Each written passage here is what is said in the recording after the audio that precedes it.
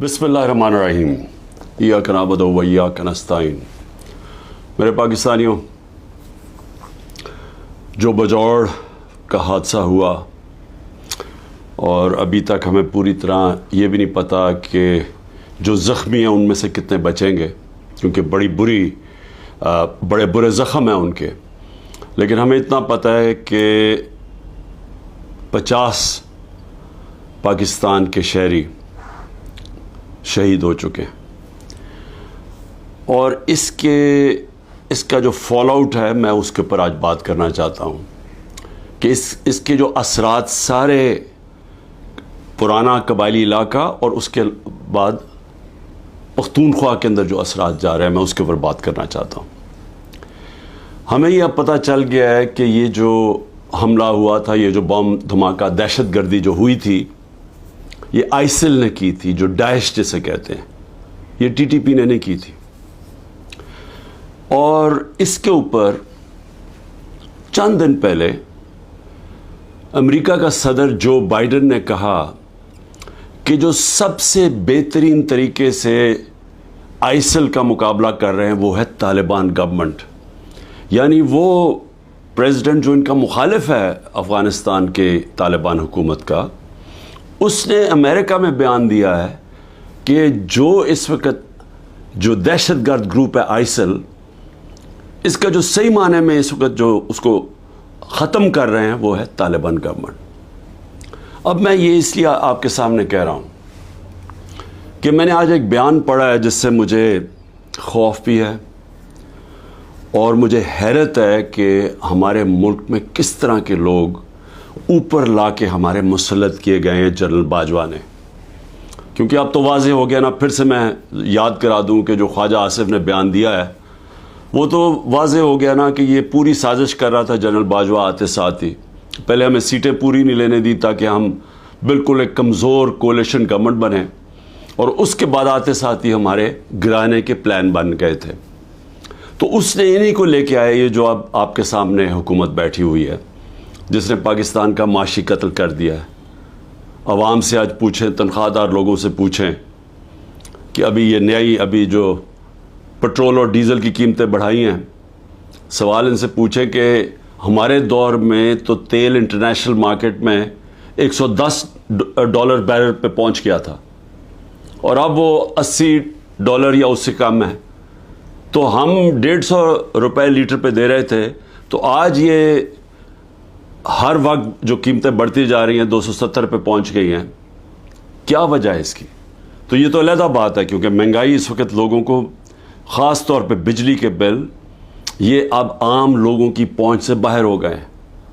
लेकिन और इसका ज़िम्मेदार वो आदमी है जिसने साजिश करके एक गवर्नमेंट को गिराया और अपने ज़ाती मफादात के लिए, एक्सटेंशन के लिए इन लोगों को ऊपर लेके आया जो 30 साल से इस मुल्क को भी लूट रहे थे और उन्होंने इस मुल्क को उधर पहुंचाया कि बांग्लादेश भी आगे निकल गया। हिंदुस्तान इनके दौर में आगे निकला, उसके बाद बांग्लादेश भी पाकिस्तान से आगे निकल गया। तो मैं बजौड़ पे फिर आता हूं। सवाल यह है कि आज जो बिलावल की स्टेटमेंट आई है कि हम अफगानिस्तान के अंदर जाके भी दहशतगर्दों के पीछे उनके पीछे जा सकते हैं, हमला कर सकते हैं। कोई भी इस मुल्क में जो भी थोड़ा सा समझता है, ये सारा तारीख़ है इस खित्ते की, यानी खित्ते का मतलब अफ़गानिस्तान और पाकिस्तान के कबायली इलाके, वो इस तरह की अहमकाना स्टेटमेंट ना दे अगर उसे कुछ भी इल्म हो। क्योंकि एक अफ़गानिस्तान की वो हुकूमत आई जब अमेरिका वहाँ से गया अगस्त 2021 में, तो याद रखें कि वो पाकिस्तान की सबसे ज़्यादा प्रो अफ़गान हुकूमत थी, क्योंकि पाकिस्तान ने तालिबान और अमेरिका के बीच में डायलॉग करवाया। पाकिस्तान वो मुल्क था जिसके सबसे ज़्यादा ताल्लुकात थे और सबसे ज़्यादा जो करीब थे सारी दुनिया के, बल्कि इर्द गिर्द भी हमसायों से, वो पाकिस्तान था। और उन्होंने हमारे साथ पूरी हिमायत का ऐलान किया कि वो جو ادھر سے افغانستان سے دہشت گردی آ رہی تھی غنی حکومت کے دوران میں، جس میں آئیسل بھی تھی، جس میں ٹی ٹی پی بھی تھی، جس میں بی ایل اے بھی تھا، انہوں نے فیصلہ کیا ہم آپ کی پوری طرح مدد کریں گے۔ بدقسمتی سے ہمیں اتنا ٹائم نہیں ملا، ہماری حکومت چلی گئی، اور اس کے بعد یہ جو لوگ آئے اوپر بیٹھے ہوئے، انہوں نے سوچا ہی نہیں، اس طرف ٹائم ہی نہیں دیا۔ آج اگر بلاول یہ کہہ رہا ہے کہ جی ہم وہاں اندر افغانستان میں دہشت گردوں کے پیچھے جا سکتے ہیں، تو سب سے پہلا تو سوال اس کا ہے کہ یہ کتنی دفعہ افغانستان گیا ہے؟ ساری دنیا کے چکر مارے، کسی فورن منسٹر نے اس ملک کا اتنا پیسہ نہیں خرچ کیا دنیا کے چکر مارنے میں، اور خاص طور پہ امریکہ کا کسی نے اتنا پیسہ نہیں خرچ کیا۔ ایک دفعہ بھی یہ کابل گیا جب کہ ہمارا 2500 کلومیٹر کا بارڈر ہے، اور جب کہ ایک نئی حکومت آئی تھی جو پرو پاکستان تھی، جو غنی حکومت تھی، وہ پرو انڈیا تھی۔ میں نے کانفرنسز کے اندر اس کو دیکھا جس طرح یہ ہاتھ باندھ کے کھڑا ہوتا تھا نریندر مودی کے سامنے، اور میں آخری کانفرنس جو تاشقند میں ہوئی تھی، جدھر ہندوستان بھی تھا اور ریپرزینٹیڈ، اور ادھر افغانستان بھی تھا، حالانکہ میں نے پوری کوشش کی ان سے اچھے تعلقات کرنے کی، میں گیا بھی کابل پریزیڈنٹ غنی سے بات چیت کرنے کے لیے، ان کو احساس دلوانے کے لیے کہ ہم تو جو بھی حکومت ہوگی افغانستان، ہم نے ان سے اچھے تعلقات رکھنے۔ اس کو پاکستان بھی بلایا، اس کے باوجود اس نے سب کے سامنے کھڑے ہو کے کہا کہ پاکستان نے 10,000 اپنے، اس نے ورڈ یوز کیا تھا، اپنے ہم نے لوگ بھیجے ہیں، ملیٹنٹس بھیجے ہیں جو مدد کریں افغانستان کے طالبان کی۔ سب کے سامنے جھوٹ بولا اس نے، تو وہ کھل کے ہمارے اگینسٹ تھا۔ ان کا جو سیکیورٹی ایڈوائزر تھا، وہ ہر روز پاکستان کے خلاف سٹیٹمنٹ دیتا تھا۔ کوئی ادھر سے ہمیں مدد نہیں ملتی تھی جب یہاں کوئی بھی دہشت گردی ہوتی تھی۔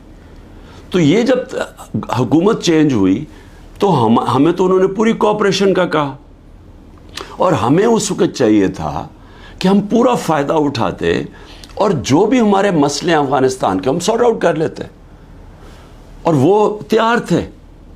جب سے یہ حکومت آئی ہے ان کو ٹائم ہی نہیں ملا۔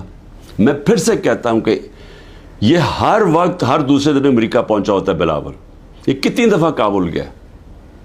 ہمیں چاہیے تھا کہ ہم وہ سارا ایریا جو ہمیں مسئلے بنے ہوئے ہیں دہشت گردی کو، اس کو ختم کرتے، نہ اس کے پاس ٹائم تھا، کیونکہ اور یا پھر اس کے جو ماسٹرز تھے، اس کے آقا تھے، ان سے اجازت نہیں ملی، نہ ہی ان کو اجازت ملی جو ہم نے روس سے سستا تیل بات کر کے آ گئے تھے۔ صدر پوٹن نے ہمیں کہہ دیا تھا، میٹنگ ہو گئی تھی پاکستان کے انرجی منسٹر اور ان کے انرجی منسٹر کی، لیکن ان کے ڈر سے، اپنے آقاؤں کے ڈر سے، نہ یہ روس سے تیل لیا ہم نے، جبکہ تیل کی قیمت $110 پہ پہنچی ہوئی تھی، اور ہندوستان نے 40% کنسیشن کے اوپر روس سے تیل لیا، جبکہ وہ امریکہ کا ایلائی ہے، ان کی اسٹریٹجک پارٹنرشپ کے اندر ہے، اور نہ ہی ان سے، ان کے ڈر سے نہ یہ وہاں گیا۔ اس کا آج یہ نتیجہ کیا ہے؟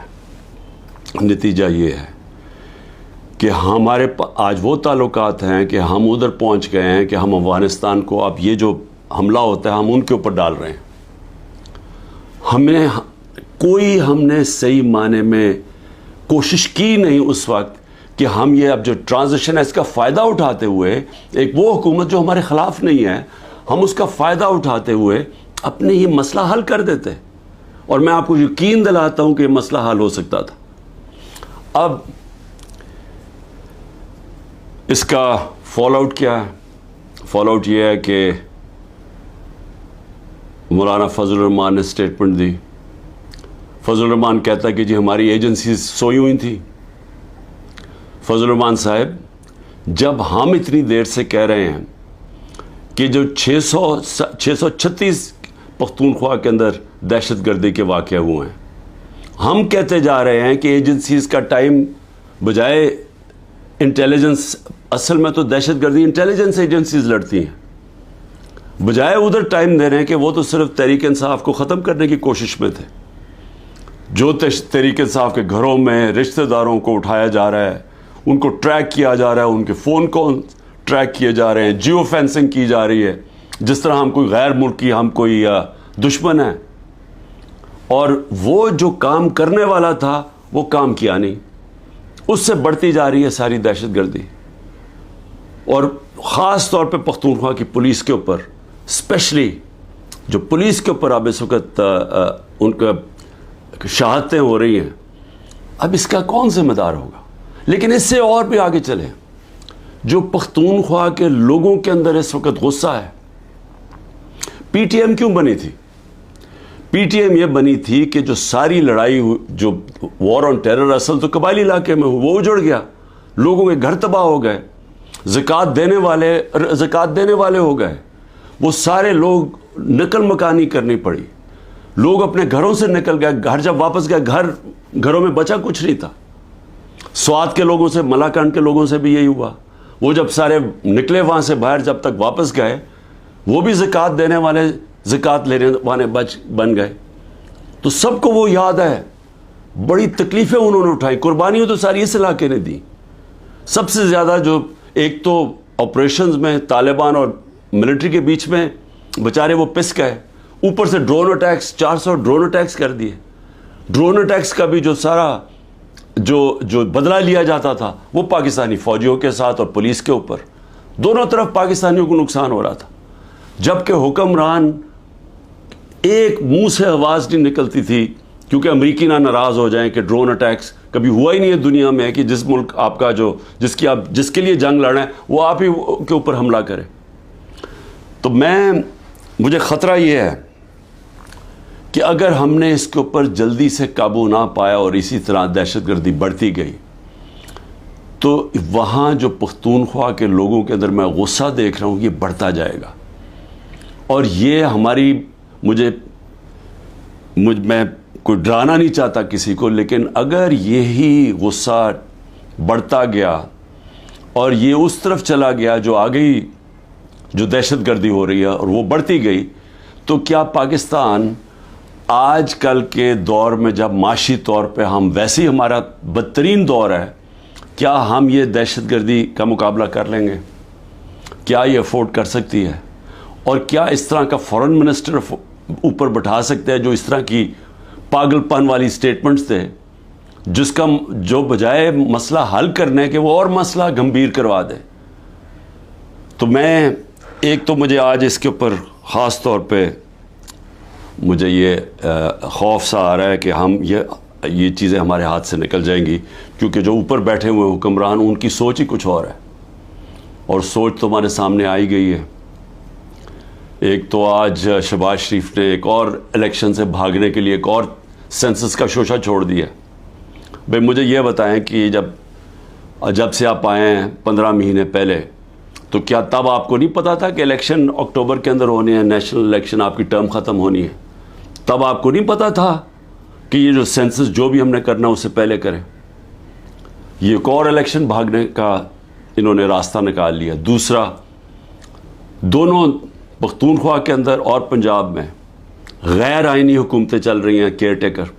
پہلے تو وہ کیئر ٹیکر ہے ہی نہیں, کیئر ٹیکر تو نیوٹرل ہوتی ہے. وہ تو انہوں نے اپنی یہ ایک نون لیگ چلا رہی ہے پنجاب, اور دوسرا وہ فضل الرحمان اور وہ ANP چلا رہی ہیں پختونخوا. یہ تو کیئر ٹیکر ہے ہی نہیں.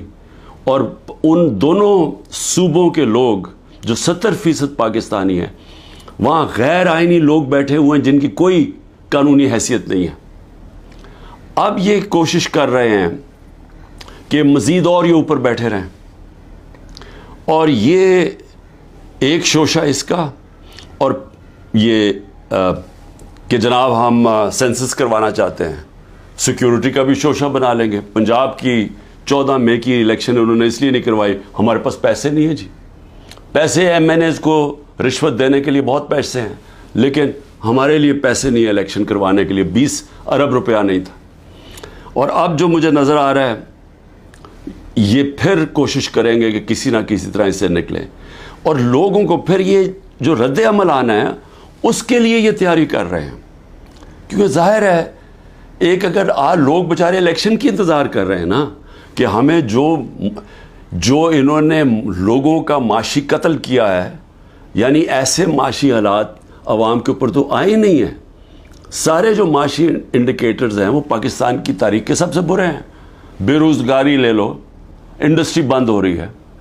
گروتھ ریٹ جب نیچے آتی ہے، مطلب جب آپ کی دولت میں اضافہ جو 6.1% سے اب جو 0 پہ آئی ہے، تو اس کا مطلب بے روزگاری تو بڑھنی ہے، دولت کم ہو رہی ہے ملک کی.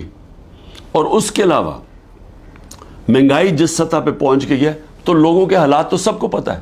اب لوگ الیکشن کا انتظار کر رہے ہیں. انہوں نے اب کیا کیا ہے؟ اب 2 قانون لے کے آ رہے ہیں. ایک ہے سیکریسی ایکٹ اور دوسرا ہے پریونشن آف ایکسٹریم وائلنس. وہ ایک میں ہی کیا کر رہے ہیں کہ آپ انٹیلیجنس ایجنسیز کو کسی مثلا میرے اوپر ایک فوج کے ادارے میں، انٹیلیجنس کے ادارے میں ایک آدمی میرے اوپر قتل کرنے کی کوشش کرتا ہے، جو مجھے پتہ اس نے کیا. میں نے اگر اس کا نام لے لیا تو ویسے ابھی انہوں نے میرے اوپر غداری کا کیس کر دیا ہے کہ یعنی میری جرت کیسے پڑ گئی کہ میں نے اس کا نام لے لیا FIR کے اندر. وہ FIR بھی نہیں ہوئی تو میں غدار بن گیا ہوں. اب یہ ایک تو وہ کرنے جا رہے ہیں. دوسرا سیکریسی ایکٹ میں کہ جناب یہ کسی کے گھر میں بھی گھس جائیں گے انٹیلیجنس ایجنسی. ہمارے گھروں میں تو گھس ہی رہے ہیں. میرے گھر کے اوپر حملہ ہوا، دروازہ توڑ کے 40 لوگ اندر آ گئے، گھر میں جو چیزیں پڑی لوٹی، لوگوں کو مارا دھاڑا، اٹھا کے لے گئے خنسامے کو. وہ جو مالی تھا، 2-3 ورکرز سب کو اٹھا کے لے گئے. تو وہ تو ہو ہی رہا ہے ہمارے گھروں پہ. اب یہ فیصلہ کیا کسی کے گھر میں بھی یہ جا سکتے ہیں کہ کسی کے گھر میں بھی جائیں گے، کہیں جی ہم سرچ وارنٹ کے بغیر اندر گھسیں گے، کوئی چیز بھی اٹھا لیں گے. میرے گھر جب آئے تھے تو وہ اسلحہ چھوڑ کے چلے گئے کہ جی اسلحہ ملا ہمیں یہاں سے. اور وہ سوشل میڈیا پہ دکھا رہے ہیں کہ لے کے جا رہے ہیں اپنی قمیضوں کے نیچے اسلحہ، اور وہاں اوپر چھوڑ کے چلے گئے. اور اب یہ کچھ بھی کر سکتے ہیں. تو یہ تو کسی کے گھر میں گھس کے توڑ کے چیزیں اچھا لوٹتے ہیں، چیزیں چوری کر کے لے جاتے ہیں. تو اب تو اس کو قانون بنانا چاہتے ہیں کہ کہیں بھی جا سکتے ہیں. تو یہ جو جس طرف اب یہ لے کے جا رہے ہیں ملک کو، تو یہ تو سیدھی کہہ دیں کہ جی آپ ہمارے غلام ہیں، ہم آئے ہیں اوپر آپ کے اوپر بیٹھنے آئے، آپ ہمارے غلام ہیں. ہم ایک آزاد ملک، آزادی تو ویسے ہی ختم کرتے جا رہے ہیں.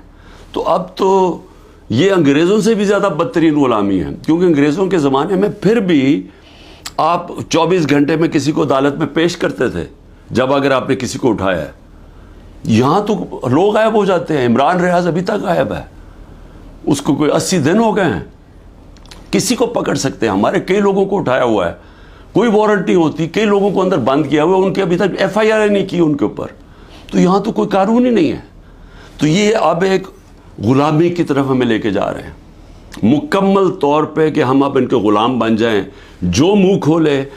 اصل میں یہ ایک آزادی کے خلاف اب یہ قانون بنا رہے ہیں کہ آپ قانونی طور پہ ہمیں غلام بنا لیں کہ ہماری کوئی آواز نہ ہو، ہم کہیں نہ جا سکیں. تو میں اس پہ آخر میں صرف اپنی قوم کو یہ آج کہنا چاہتا تھا. دیکھیں، محرم کا مہینہ ہے. محرم میں ہمیں کیا سبق ملتا ہے؟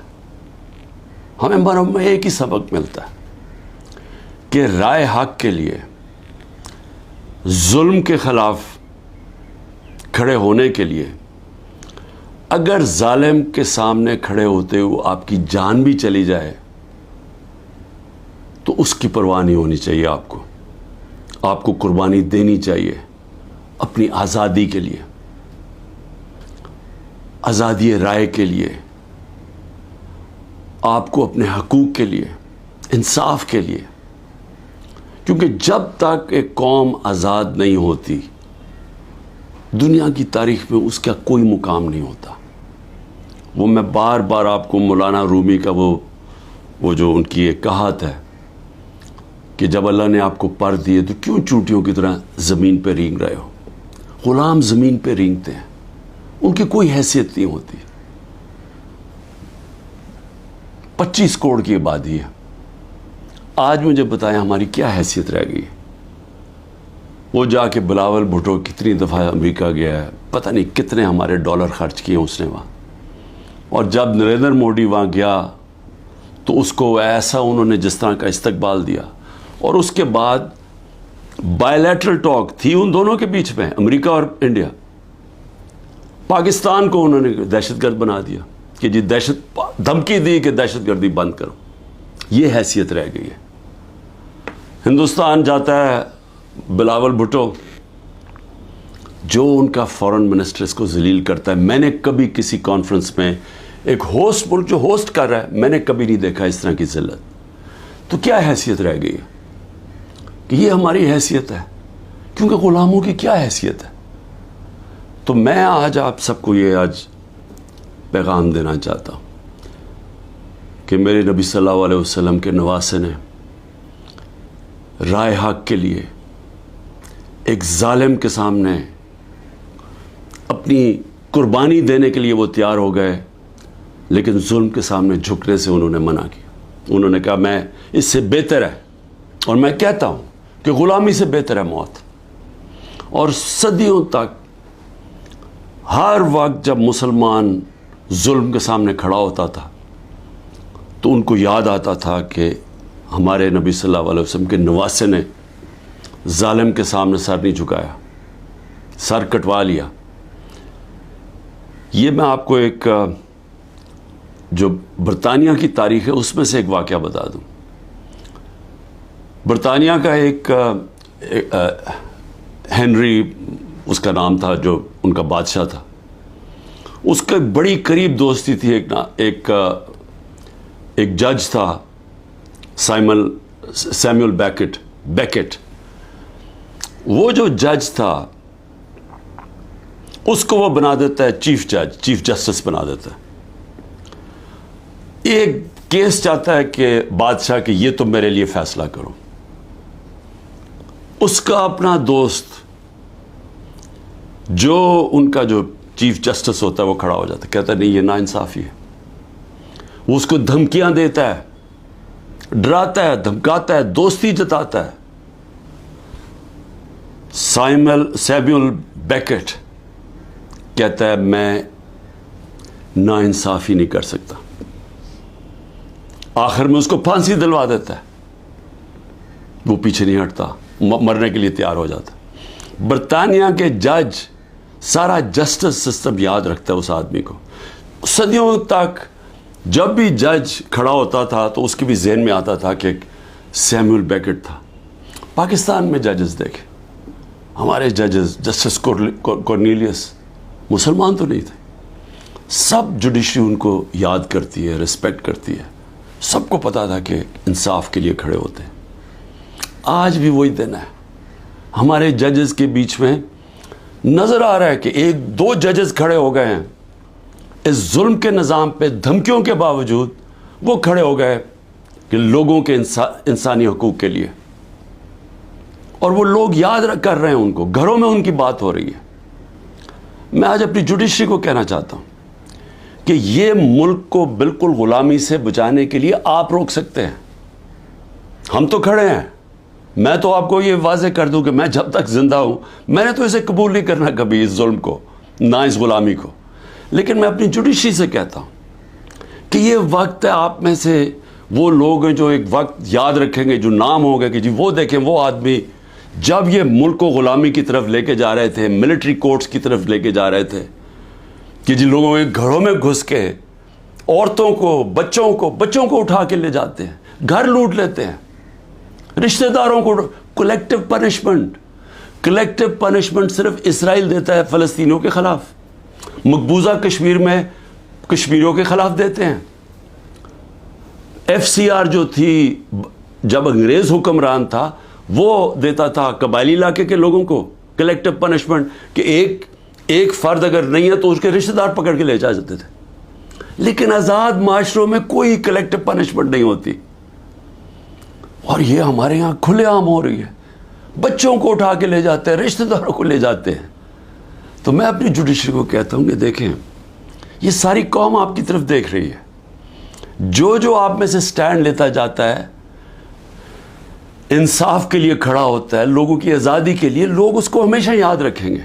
لیکن ان کو بھی دیکھ رہے ہیں، جو وہ کہتے ہیں نا، وہ طفل کیا کرے گا جو گھٹنوں کے بل چلے، جو پہلے ہی سے گرے ہوئے ہیں، طاقت کے سامنے سر جھکا کے بیٹھے ہوئے ہیں، ان کو بھی، ان ججز کو بھی لوگ دیکھ رہے ہیں، ان صحافیوں کو لوگ دیکھ رہے ہیں.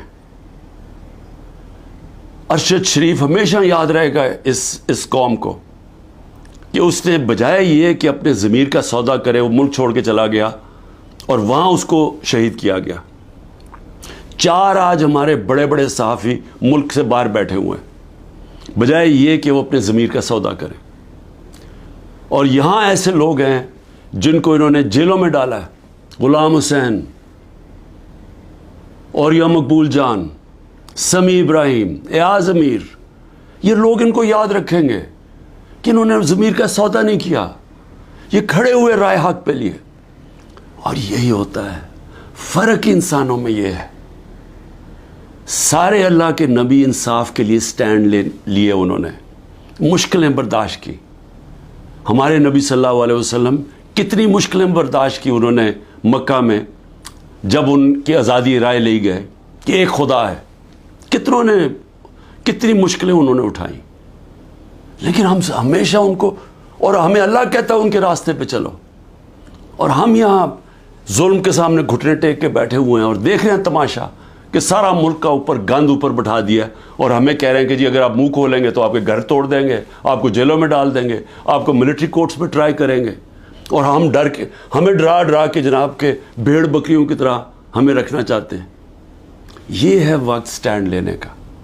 اور میں سب سے زیادہ آخر میں اپنی پارٹی کا، کہ میری پارٹی کا یہ مشکل وقت جو آیا، ایک طرح میں اللہ کا شکر کرتا ہوں کہ مجھے پہلی دفعہ نظر آیا اپنے لوگوں کا کہ کون کتنے پانی میں تھا، کس کا کتنا نظریہ تھا، کون اپرچونسٹ تھے، اور جن کو میں بالکل نہیں سمجھ رہا تھا کہ وہ ایسے سٹینڈ لینے کے قابل ہیں، کھڑے ہو گئے. وہ مشکل وقت کے سامنے کھڑے ہو گئے.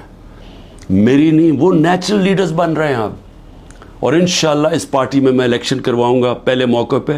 نیشنل لیڈرشپ، نیچرل ہماری پولیٹیکل لیڈرشپ نکلے گی، اور یہ ہوگی انشاءاللہ وہ اصل تحریک انصاف جو اس ملک کے اندر، جو 27 سال پہلے میں نکلا تھا، انصاف کا، عدل اور انصاف اس ملک میں سب سے پہلے قائم کریں گے، پھر یہ ملک خوشحال ہوگا. وہ انشاءاللہ وہ لیڈرشپ نکل رہی ہے. پاکستان زندہ باد.